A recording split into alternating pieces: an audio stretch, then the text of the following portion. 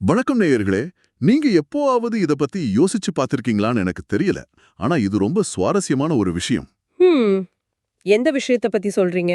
அதாவது பாத்தீங்கன்னா, நம்ம உடம்புக்கு ஒரு வியாதி இல்ல ஒரு வலி வருதுன்னு வச்சுக்கோங்க. நாம உடனே என்ன பண்ணுவோம்? நேரா ஒரு மருத்துவர போய் பார்ப்போம். ஆமா, கண்டிப்பா. அதுதான் வழக்கமான ஒண்ணு. கையில ஒரு எலும்பு முறிவுனா கூட உடனடியா ஒரு எக்ஸ்ரே எடுக்கிறோம். மருத்துவர் அந்த எக்ஸ்ரேவ பார்த்துட்டு, இதோ இந்த இடத்துல தான் எலும்பு உடைஞ்சிருக்குன்னு ரொம்ப துல்லியமா சுட்டி காட்டுவாரு. ரைட். பிரச்சனை கண்கூடாக தெரியும். அதுக்கான தீர்வும் அங்க ரொம்ப தெளிவா இருக்கும். அதேதான். ஆனா இந்த மனித மனம், நம்மளோட உணர்ச்சிகள், அதுக்கும் மேல ஆன்மீகம்னு வரும்போது, அங்க எந்த எக்ஸ்ரே இயந்திரமும் வேலை செய்யறதில்ல இல்லையா? நிஜமாதான். அந்த இடத்துல எல்லாமே ஒரு மாதிரி ஆழமான, மர்மமான இருட்டுக்குள்ள மறைஞ்சிருக்கிற மாதிரி தான் தோணும். ஆமா. இந்த மர்மமான மனதை எப்படி தாண்டிச் செல்வது? உளவியலோட வரம்புகள் என்ன? அதை தாண்டி தியானத்தின் பாதைக்கு செல்வது எப்படி? இந்த மாதிரி பல கேள்விகளுக்கான விடைகளை தேடிதான் இன்னைக்கு நம்மளோட இந்த ஆழமான அலசல்ல நாம இறங்க போறோம். ரொம்ப அற்புதமான ஒரு தலைப்பு. இன்னைக்கு நாம எடுத்துக்கிட்ட ஆதாரங்கள் என்னன்னு நேயர்களுக்கு சொல்லிடலாமா? கண்டிப்பா. இன்னைக்கு நாம பார்க்க போற ஆதாரங்கள் பாத்தீங்கன்னா 1986 ஆமாண்டு ஓஷோ அமெரிக்காவை விட்டு வெளியேறிய பிறகு உருகுவே நாட்டின் புண்டாதல் எஸ்டே அப்படிங்கிற நகர்ல தனது சன்னியாசிகளுக்கு வழங்கிய உரைகள் தான். ஓ! அந்த காலகட்டம் ரொம்ப முக்கியமான ஒண்ணாச்சே! ஆமா, அந்த உரைகள்ல பியாண்ட் சைக்காலஜி, அதாவது உளவியலை தாண்டி அப்படிங்கிற தலைப்புல அவர் கொடுத்த 37வது பகுதியோட குறிப்புகளை தான் இன்னைக்கு நாம ஆழமா அலச போறோம். வாங்க, அமைதிக்குள் நுழைவோம். இந்த ஆதாரங்கள்லிருந்து தொடங்குறதுக்கு ரொம்ப சரியான ஒரு புள்ளி இருக்கு. ஓஷோ ரொம்ப முக்கியமான, அதே சமயம் பலர அதிர்ச்சிக்குள்ளாக்குன ஒரு விமர்சனத்தை முன்வைக்கிறாரு. ஓஹோ, என்ன விமர்சனம் அது? அதாவது மேற்கத்திய நாடுகள்ல இருக்கிற மனநல மருத்துவர்கள், இந்த தெரபிஸ்ட்கள் இருக்காங்க இல்லையா, ஆமா. அவங்க தங்கள அறியாமலேயே தங்கள ஒரு ஆன்மீக குருக்களாக பாவிக்க தொடங்கிட்டாங்க அப்படிங்கிறது தான் இந்த விமர்சனம். அப்படியா? தெரபிஸ்ட்கள் குருக்களா மாறுறதா? ஆமா. ஓஷோவ பொறுத்த வரைக்கும் இந்த உளவியல் சிகிச்சைகள் ஆன்மீகத்திற்கு சமமானதே கிடையாது. அவை வெறுமனே மனசுல இருக்கிற குப்பைகளை சுத்தம் செய்யற ஒரு கருவி மட்டுமே அப்படின்னு சொல்றாரு. சற்று பொறுங்க. எனக்கு இதுல ஒரு சின்ன முரண்பாடு தெரியுது. என்னன்னு சொல்லுங்க. மனசுல இருக்கிற குப்பைகளை சுத்தம் செய்யறது ஒரு நல்ல விஷயம் தானே. இப்போ என் மனம் ரொம்ப குழப்பமா இருக்கு. ஒரு தெரபிஸ்ட் அதை சரி செய்யறாருன்னா அது எனக்கு தேவைதானே? அதுல எந்த சந்தேகமும் இல்ல. தேவைதான். அப்புறம் ஏன் ஓஷோ அந்த மருத்துவர்களை இவ்வளவு கடுமையா விமர்சிக்கணும்? குறைந்தபட்சம் அவங்க ஆன்மீகத்துக்கான நிலத்தையாவது உழுது தயார் செய்யறாங்கன்னு ஒரு பெருமை கொடுக்கலாமே. நீங்க கேக்குறது ரொம்ப நியாயமான கேள்விதான். ஆனா இத நாம ஒரு கம்ப்யூட்டரோட ஒப்பிட்டு பார்க்கலாம். அப்போ உங்களுக்கு தெளிவா புரியும். கம்ப்யூட்டரா? சரி, சொல்லுங்க. இப்போ உங்க கம்ப்யூட்டர்ல நிறைய வைரஸ் வந்துடுச்சு. அது ரொம்ப மெதுவா வேலை செய்யுது. நீங்க என்ன பண்ணுவீங்க? நேரா ஹார்ட் டிஸ்க முழுசா ஃபார்மேட் பண்ணுவேன். அப்பதான் க்ளீன் ஆகும். ரைட். ஃபார்மேட் பண்ண உடனே கம்ப்யூட்டர் சுத்தமாயிடும், ரொம்ப வேகமாவும் வேலை செய்யும். ஆனா மறுபடியும் அதே பழைய ஆபரேட்டிங் சிஸ்டத்தை நீங்க இன்ஸ்டால் பண்ணீங்கன்னா என்ன நடக்கும்? ஓ, திரும்பவும் அதே பழைய வைரஸ்கள் எல்லாம் உள்ள வரும். கொஞ்ச நாள்ல கம்ப்யூட்டர் திரும்பவும் பழைய நிலைமைக்கே போயிடும். சரியா சொன்னீங்க. அந்த பழைய ஆபரேட்டிங் சிஸ்டம் தான் நம்மளோட அகங்காரம் அல்லது ஈகோ. நாம மேலோட்டமா என்னெல்லாம் சுத்தம் செஞ்சாலும் உள்ளே இருக்கிற அடிப்படை கட்டமைப்பு மாறலேனா பழைய குப்பைகள் மீண்டும் மீண்டும் வந்து சேர்ந்துட்டே தான் இருக்கும். இப்போ புரியுது. அதாவது அந்த தெரப்பி வெறும் குப்பைய மட்டும் தான் எடுக்குது. புது ஆபரேட்டிங் சிஸ்டத்தை போடுறதில்ல. ஆமா. பழங்காலத்துல ஆன்மீக நுட்பங்கள் உருவாக்கப்பட்ட போது மனிதர்கள் ரொம்ப எளிமையானவங்களா இருந்தாங்க. ஆனா இன்னைக்கு இருக்கிற நவீன மனிதனோட மனம் பாத்தீங்கன்னா முழுவதும் பட்டங்களாலும் தேவையில்லாத தகவல்களாலும் ரொம்ப நிரம்பி வழியுது. ம், ஒரு பெரிய பாறை மாதிரி மனச மூடி இருக்கு இல்லையா? கரெக்ட். அந்த தடங்களை உடைக்க அந்த பாறையில ஒரு சின்ன பிளவை ஏற்படுத்த மட்டும்தான் இந்த தெரப்பி பயன்படுது. அதாவது அந்த சின்ன இடைவெளியில ஒரு புதிய ஆபரேட்டிங் சிஸ்டத்தை நாமே இன்ஸ்டால் பண்ணணும். ஓஷோவோட மொழியில சொல்லணும்னா தியானம் அப்படிங்கிற விதையை அங்க விதைக்கணும். துல்லியமா சொன்னீங்க. ஆனா இங்க நடந்த பிரச்சனை என்னன்னா, இந்த தெரபிஸ்ட்களுக்கு எப்படி தியானத்தை விதைக்கிறதுனே தெரியல. ஓ, அவங்கள சுத்தம் பண்ண மட்டும் தான் தெரியுமா? ஆமா. அவங்க வெறும் ஹார்ட் டிஸ்க ஃபார்மேட் செய்யறதோட நிறுத்திடுறாங்க. அந்த காலகட்டத்துல ஓஷோ கிட்ட மக்கள் நிறைய பேர் வந்துட்டு இருந்ததால தங்களுக்கே ஒரு பெரிய கூட்டம் வருதுன்னு இந்த மருத்துவர்கள் நினைச்சுக்கிட்டாங்க. நாமே எல்லாவற்றையும் சரி செய்துட்டோம், நாமே ஒரு ஆன்மீக குரு அப்படிங்கிற ஒரு மிகப்பெரிய அகங்காரத்துக்குள்ள அவங்க சிக்கிக்கிட்டாங்க. அப்படிதானே? உண்மைதான். வாடிக்கையாளர்கள் தங்களை நம்பி வராங்கன்னு நினைச்சு உண்மையான ஆன்மீக பாதையிலிருந்து அவங்க விலகிட்டாங்க அப்படிங்கறத தான் ஓஷோ ரொம்ப ஆழமா சுட்டி காட்டுறாரு. மனம் எப்படி தன்னைத்தானே ஏமாத்திக்குது அப்படிங்கிறதுக்கு இது ஒரு சிறந்த உதாரணம். சரி, ஒருவேளை அந்த பழைய ஆபரேட்டிங் சிஸ்டத்தை மாத்திட்டு ஆன்மீகம் அப்படிங்கிற விதைய விளைச்சிட்டா அது எப்படி வளரும்? அது ஒரு முழுமையான முதிர்ச்சியா வளரும். சுத்தம் செய்யறது மட்டுமே உண்மையான மாற்றம் இல்லைன்னா உண்மையான முதிர்ச்சி, அதாவது ட்ரூ மெச்சூரிட்டி அப்படிங்கிறது எப்படி இருக்கும்? ஏன்னா மேற்கத்திய உலகத்துல முதிர்ச்சினா என்ன அர்த்தம்னு உங்களுக்கு தெரியும்ல. நிறைய அடிபட்டு கசப்பான அனுபவங்களை பெற்ற ஒரு நிலைன்னு சொல்லுவாங்க. ஆமா, யாராலையும் ஏமாத்த முடியாத ஒரு பாறை போல ரொம்ப திடமா உணர்ச்சிகள் அற்றவரா மாறுறதுதான் முதிர்ச்சின்னு நாம நினைச்சிட்டு இருக்கோம். ஆனா ஓஷோ முன்வைக்கிற முதிர்ச்சி அதுக்கு நேர்மாறானது. ரொம்ப ஆச்சரியமான ஒண்ணு. எப்படி சொல்றீங்க? அவரோட பார்வையில பாத்தீங்கன்னா முதிர்ச்சி அப்படிங்கிறது ஒரு சின்னஞ்சிறு குழந்தைய போல வெகுளித்தனமா ரொம்ப மென்மையா மாறுறதுதான். குழந்தையா மாறுறதா? அப்போ அனுபவங்களுக்கு மதிப்பு இல்லையா? அனுபவங்கள் இருக்கும், ஆனா அதுல இருந்து உருவான கசப்போ தற்காப்பு சுவர்களோ அங்க இருக்காது. அங்க நான் அப்படிங்கிற அகங்காரம் சுத்தமா இருக்காது. வெறும் இருப்பு மட்டுமே இருக்கும். இருப்பு மட்டுமே இருக்கும். வாவ். ஆமா, அறிவு மறைஞ்சிரு அப்பாவித்தனம் மட்டுமே மிஞ்சும் நிலைதான் அந்த உண்மையான முதிர்ச்சி. இத நீங்க சொல்லும்போது ஆதாரங்கள்ல இருக்கிற ஒரு அற்புதமான கதை எனக்கு ஞாபகம் வருது. நேயர்களே, இந்த கதையை நீங்க கொஞ்சம் கற்பனை செய்து பார்க்கணும். ரொம்ப சுவாரஸ்யமான கதை அது. நீங்களே சொல்லுங்க. ஒரு முழு நிலவிரவு, ரொம்ப குளிர், நடுங்கிக்கிட்டு இருக்கு. அப்போ ஒரு என் குருவோட வீட்டுக்குள்ள ஒரு திருடன் நுழையறான். ஆனா அந்த குருவோட வீட்டுல திருடுறதுக்கு எதுவுமே இல்ல. திடீர்னு அந்த குரு கையில ஒரு மெழுகுவர்த்தியோட வெளியே வந்து, ஏன் இருட்டுல தேடுற, என்னை எழுப்பியிருக்கலாமே அப்படின்னு சொல்றாரு. அந்த திருடனுக்கு எவ்வளவு பெரிய அதிர்ச்சியா இருந்திருக்கும். கண்டிப்பா. அவன் பதறிப்போய், நான் ஒரு திருடன் அப்படிங்கிறது உங்களுக்கு தெரியலையா அப்படின்னு கேக்குறான். அதுக்கு அந்த குரு, அதுல என்ன இருக்கு, மனிதர்கள் யாராவது ஒருவரா தான் இருக்க முடியும் அப்படின்னு ரொம்ப சாதாரணமா சொல்றார். அது மட்டும் இல்ல, அந்த வீட்ல இருந்த ஒரே ஒரு பொருள் பாத்தீங்கன்னா அந்த குரு போர்த்தி இருந்த ஒரு பழைய போர்வை தான். தன்னிடம் இருந்த அந்த ஒரே போர்வையையும் அந்த திருடனுக்கு கொடுத்து, இவ்ளோ தூரம் வந்து வெறும் கையோட போகாதே அப்படின்னு அவர் சொல்றாரு. ஆமா, திருடன் அதை வாங்கிட்டு தப்பிச்சு போகும்போது அவனை திரும்ப கூப்பிடுறாரு. கூப்பிட்டு, நான் உனக்கு போர்வை கொடுத்தேன், எனக்கு முதல்ல நன்றி சொல்லு, அப்புறம் போகும்போது கதவை சாத்திட்டு போ அப்படின்னு உரிமையை அதட்டுறாரு. இந்த கதையோட உச்சகட்டம் நீதிமன்றத்துல நடப்பதுதான். கரெக்ட். கொஞ்ச நாள் கழிச்சு அந்த திருடன் வேற எங்கேயோ திருடி நீதிமன்றத்துல மாட்டிக்கிறான். அவனுக்கு தெரிஞ்சவர்னு அந்த குருவை மட்டுமே அவன் சொல்றான். உடனே நீதிபதியும் குருவை கூப்பிடுறாரு. அங்க குரு என்ன சொன்னாருன்னு நேயர்களுக்கு சொல்லுங்க. அந்த நீதிபதிக்கு முன்னாடி நின்னு குரு சொல்றாரு, இவன் என் நண்பன், என் வீட்டுக்கு வந்தான், நான் தான் என் போர்வையை இவனுக்கு கொடுத்தேன், இவன் ரொம்ப மரியாதையானவன், போகும்போது எனக்கு நன்றி சொல்லிட்டு அமைதியா கதவை சாத்திட்டு போனான் அப்படின்னு சாட்சி சொல்றாரு. இந்த கதையோட ஆழமான உளவியல் இயக்கவியலை நம்ம ரொம்ப கவனமா பார்க்கணும். அது சரி, ஆனா எனக்கு இதுல ஒரு பெரிய தயக்கம் இருக்கு. நேயர்களோட சார்பாவே நான் இதை கேட்கறேன். சொல்லுங்க, என்ன தயக்கம்?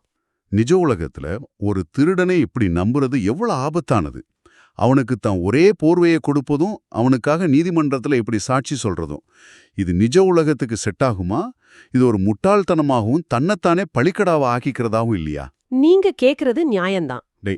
இந்த அப்பாவித்தனம் எப்படி ஒரு முதிர்ச்சியாகும்? மேலோட்டமா பார்த்தா இது ஒரு பலவீனமா தான் தோணும். ஆனா அந்த திருடனோட மனசுக்குள்ள என்ன நடந்திருக்கும்னு கொஞ்சம் யோசிச்சு பாருங்க. ஒரு திருடனோட மூளை எப்படி பழக்கப்படுத்தப்பட்டிருக்கும்? அடி விழும், போலீஸ் வரும், மக்கள் தன்னை வெறுப்பாங்கன்னு ஒரு தற்காப்பு சுவரை கட்டி வச்சிருக்கோம் இல்லையா? சரியா சொன்னீங்க.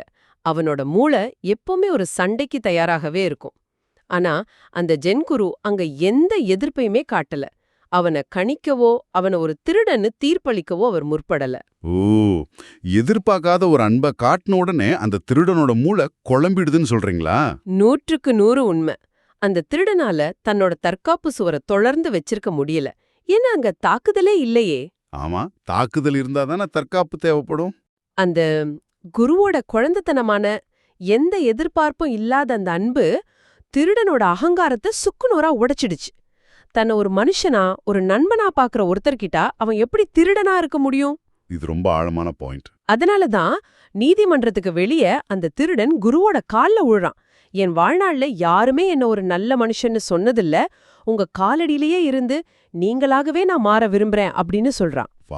உண்மையான முதிர்ச்சி அப்படிங்கிறது சுவர்களை எழுப்புவதில் இல்ல, நாம எந்த அளவுக்கு மென்மையா பாதுகாப்பற்ற தன்மையோடு இருக்குமோ அதுவே மற்றவர்களோட சுவர்களையும் உடைக்கிற மாபெரும் ஆயுதமா மாறுது அப்படிங்கறத இந்த கதை நமக்கு ஆழமா உணர்த்துது. இது ஒரு மிகப்பெரிய திறவுகோல். பாறையா இருக்கிறத விட நீரை போல மென்மையா இருக்கிறது தான் உண்மையான வலிமை. கண்டிப்பா. சரி, இது உளவியல் ரீதியா எனக்கு புரியுது. ஆனா இப்படிப்பட்ட குழந்தைத்தனமான முதிர்ச்சிய அல்லது இந்த விழிப்புணர்வே நாம எப்படி அடையிறது? என் மனம் பாத்தீங்கன்னா எப்பவுமே ஏதோ ஒன்னு விவாதிச்சுக்கிட்டோம், பயந்துகிட்டோம், திட்டமிட்டுக்கிட்டுமே இருக்கேன். ஏன் என் மனம் இந்த விழிப்புணர்வை தடுத்துக்கிட்டே இருக்கு? இதுக்கு மிக முக்கிய காரணம் நம்மளோட அன்கான்ஷியஸ் மைண்ட் எனப்படும் ஆழ்மனம் தான். ஓஷோ இத மிக தெளிவா பகுப்பாய்வு செய்றாரு. ஆழ்மனம்னா என்ன? அந்த பழைய நினைவுகள் தானே? அது வெறுமனே நம்ம மறந்து போன நினைவுகள் மட்டும் கிடையாது. அது நம்மளோட ஒட்டுமொத்த கடந்த காலம். நம்ம மூளை அடிப்படையில ஒரு கணிக்கும் இயந்திரம், அதாவது ஒரு ப்ரெடிக்ஷன் மெஷின். எதிர்காலத்தை கணிக்குமா? ஆமா, அது கடந்த கால தரவுகளை வச்சுக்கிட்டு எதிர்காலத்தை கணிச்சு நம்மை பாதுகாப்பா வச்சிருக்க முயலுது. அப்ப பாத்தீங்கன்னா நாம உண்மையிலே நிகழ்காலத்துல இல்லவே இல்ல, கடந்த காலத்தை வச்சு எதிர்காலத்தை ஓட்டிக்கிட்டு இருக்கோம், அப்படிதானே? மிகச்சரி. ஆனா விழிப்புணர்வு அல்லது சூப்பர் கான்ஷியஸ் அப்படிங்கிறது முற்றிலுமா நிகழ்காலத்துல இருக்கிறது. இந்த நொடியில இப்போ இங்க இருக்கிறது. ஓகே. நம்ம ஈகோவுக்கும் மூளைக்கும் நிகழ்காலம்னா ரொம்ப பயம். ஏன்னா நிகழ்காலத்துல கடந்த கால தரவுகளுக்கு வேலையே இல்ல. அதே மாதிரி எதிர்கால கட்டுப்பாடும் அங்க இல்ல. கட்டுப்பாடு போயிட்டா ஈகோ செத்துரும் இல்லையா? கரெக்ட். அதனாலதான் விழிப்புணர்வு அடைய மனம் எப்பவுமே மறுக்குது. அதை தள்ளி போடவே துடிக்குது. தள்ளி போடுறது இது ரொம்பவும் நிஜம். நாளைக்கு நம்ம தியானம் செய்யலாம், எல்லா பிரச்சனைகளும் தீர்ந்த உடனே ரொம்ப அமைதியா விழிப்புணர்வோடு இருக்கலாம் அப்படின்னு தான் நம்ம எல்லாருமே நினைச்சுக்கிட்டு இருக்கோம். ஆனா அந்த நாளைக்கு வரவே வராது. சரி, மூளையோட இந்த கட்டுப்பாட்டை எப்படி மீறது? அதுக்கு ஓஷோ என்ன வழி சொல்றாரு? இதுல இருந்து தப்பிக்க ஆதாரங்கள்ல ஓஷோ ஒரு அழகான வித்தியாசத்தை சுட்டி காட்டுறாரு. அதாவது ஹியரிங்க்கும் லிஸ்னிங்க்கும் உள்ள வித்தியாசம். ஹியரிங்னா வெறுமனே கேட்பது, லிஸ்னிங்னா ஆழ்ந்து கவனிப்பது, சரியா? ஆமா, நாம எல்லாரும் ஹியரிங் தான் செய்றோம். ஒருத்தர் பேசும்போதே நம்ம மூளை கடந்த கால அனுபவங்களை வச்சு அதை எடை போடுது. இவர் சொல்றது சரியா தவறா அப்படின்னு உள்ள ஒரு வியாக்கியானம் ஓடிட்டே இருக்கு. ஆமா, நாம எப்பவும் ஒரு ஜட்ஜ்மெண்ட் பாஸ் பண்ணிட்டே தான் இருக்கோம். ஆனா லிசனிங் அப்படிங்கிறது கடந்த காலத்தின் சாயல் இல்லாம எந்த தீர்ப்பும் இல்லாம நேரா இதயத்தால் உள்வாங்குவது. இதுக்கு ஒரு உதாரணம் சொல்ல முடியுமா? மனதோட குறுக்கீடு இல்லாம கவனிக்கிறதுனா எப்படி இருக்கும்? இந்த இடத்துல தான் லாவோ ட்சு அப்படிங்கிற மாபெரும் ஞானியோட கதைய ஓஷோ முன்வைக்கிறாரு. லாவோ ட்சு விழிப்புணர்வு அடைஞ்சது எந்த ஒரு பெரிய தியான மண்டபத்திலயோ இல்ல பல வருட கடுமையான தவத்திலையும் கிடையாது. அப்புறம் எப்படி நடந்தது? அவர் ஒரு மரத்தின் கீழ் ரொம்ப அமைதியா உட்கார்ந்திருந்தாரு. அப்போ ஒரு காய்ந்த சருகு மெதுவா காத்துல கீழே விழுறத பார்த்தாரு. என்னது? வெறும் ஒரு காய்ந்த சருகு விழுறத பார்த்தா? ஆமா, அந்த மரத்துல இருந்து விழுந்த காய்ந்த சருகிற்கு எந்த திட்டமும் கிடையாது. மரத்தோட ஒட்டிக்கணும் அப்படிங்கிற எந்த ஒரு வீண் முயற்சியும் அங்க இல்ல. தான் எங்க விழப்போறோம் அப்படிங்கிற பயமும் அதுக்கு இல்ல. காத்து எங்க கொண்டு போகுதோ அங்க போறதுக்கு தயாரா இருந்திருக்கு. கரெக்ட்.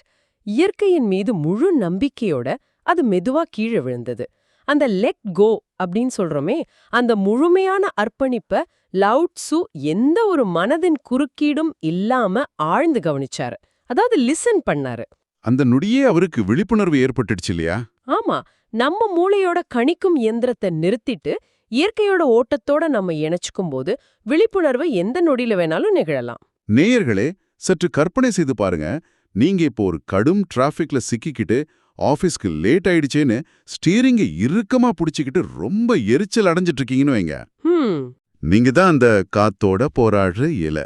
உங்களால அந்த டிராஃபிக்கை கண்டிப்பா மாத்த முடியாது. ஆனா அந்த எதிர்கால பயத்தை விட்டுட்டு காய்ந்த சருக போல அந்த நொடியை அப்படியே ஏற்றுக்கொள்ள முடிஞ்சா அதுதான் விழிப்புணர்வு. ரொம்ப அருமையான ஒரு ஒப்பீடு. ஆனா நிபுணரே, எனக்கு இன்னொரு சந்தேகம் இருக்கு. ஒரு அமைதியான காட்டுல இலை விழுறத பார்த்து விழிப்புணர்வு அடையிறது ரொம்ப எளிதுதான். ஆனா உங்க வாழ்க்கையே ஒரு சூறாவளியில சிக்கியிருந்தா, ஒட்டுமொத்த உலகமே உங்களுக்கு எதிராக சதி செய்யறதா நீங்க உணர்ந்தா, அப்போ எப்படி காய்ந்த சருகாக இருக்க முடியும்? இது மிக முக்கியமான கட்டம். இங்கதான் ஓஷோ தனது சொந்த வாழ்க்கையோட அன்றைய சூழலையே ஒரு பாடமா மாத்துறாரு. நேயர்களே, இந்த இடத்துல 1986ல ஓஷோ சந்திச்ச சில நெருக்கடிகளை பற்றிய வரலாற்று பதிவுகளை நம்ம நடுநிலையா பார்க்க வேண்டியிருக்கு. ஆமா, ஆதாரங்கள்ல குறிப்பிடப்பட்டிருக்கிற உண்மை சம்பவங்கள் அது. அமெரிக்காவின் கரோலினாவுல ஓஷோ எந்தவித பிடிவாரண்டும் இல்லாம கைது செய்யப்படுறாரு.